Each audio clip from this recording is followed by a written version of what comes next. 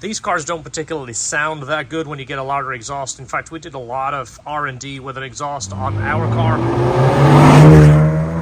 and I was not happy with the sound. So this time we're changing just the rear muffler so we have more noise in full throttle and boost situations, and we retain the factory mufflers for normal drivability. We're also going to change the exhaust tips for something a little bit more aggressive, a little bit more noticeable. And while it's here, we're going to do its first oil change.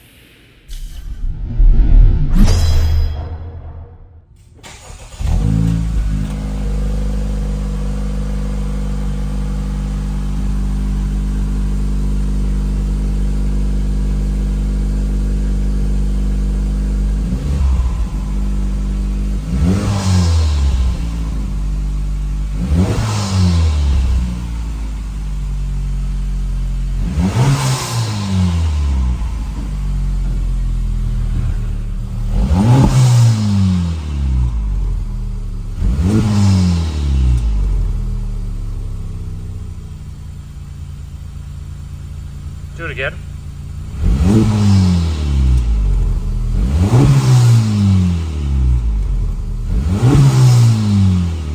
I'm going to eliminate that muffler right there, which is past the valve.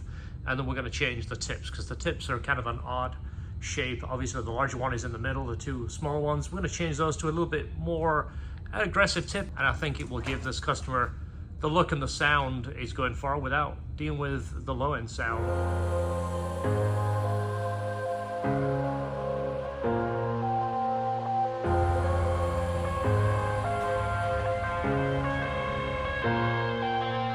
So this is our primary tube right here. This valve closes, which forces the gas back this way, back through and into these mufflers. So basically the low end is running through the mufflers. Once you get on the gas, you're going through here. So what we're doing is eliminating this, so when you're on the gas, you're going to get more sound. Rather than this pinch down right here, you see how much this size reduces.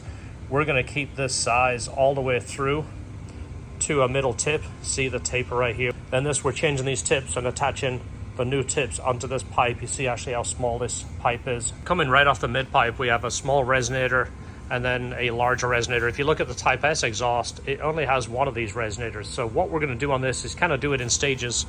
We're going to remove just the muffler there and let the customer drive it and see what he thinks. And if it's not enough, we can remove one of these. But if it's a good sound, we'll leave this alone. That way we kind of creep up to our perfect sound, as opposed to just jumping and maybe going past it. This is close to 70 millimeter, by the way. We did full 3-inch on ours. There wasn't a whole lot of power to be found. I think it made 10 wheel horsepower.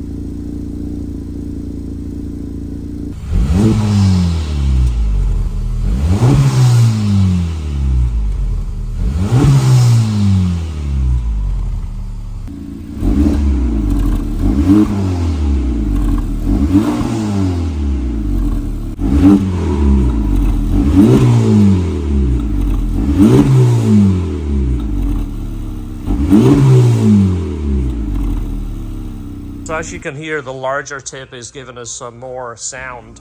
Not only is it larger diameter, it's non-resonated. So the resonator is essentially like a small muffler in the tip, hence why you're getting a bit more volume even on idle. We do a similar tip for the C8 Corvette and it makes a huge difference. And it's just the exhaust tip change. Well, we've also eliminated that middle resonator, which is like a small muffler on the back, and kept that diameter a little bit larger. So now it's going to have more volume in boost situations when that valve opens. So without making a huge change to the exhaust, I think we've got a pretty good sound out of it.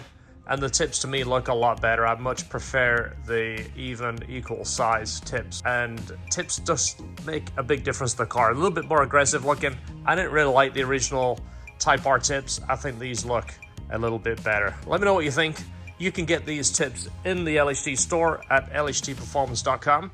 I'll put a link at the end of the video to the playlist where we did the R&D on my Type R. So we built an exhaust and then did some modifications to it. It was a full 3-inch titanium.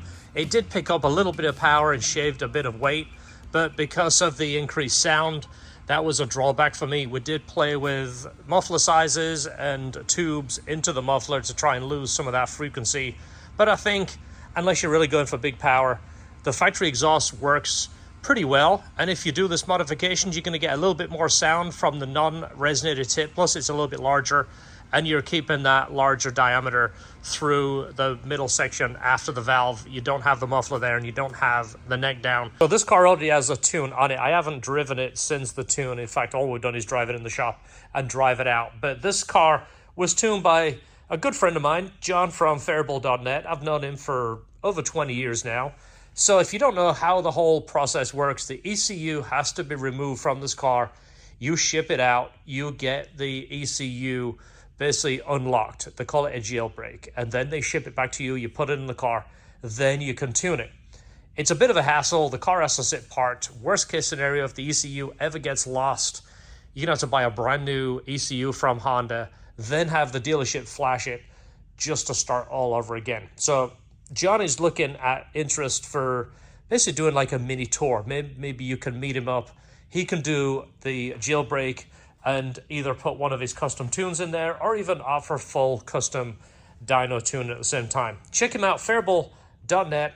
Good friend of mine. Is the only person that tunes my cars or cars I build other than myself. Check him out, Faribault.net. By the time you see this video, the tips should be back in stock at lhtperformance.com. We have them in the 4-inch outlet and the 3.5. The ones we showed in this video for the Type R with a 4-inch outlet. We still have more testing going on this car. We're actually tuning the exhaust. We're trying to eliminate that drone. We're tuning Helmholtz resonators and quarter wave resonators. If you're interested in that kind of stuff, check out this. It's a long ongoing video. This will be in an upcoming video. Very cool car.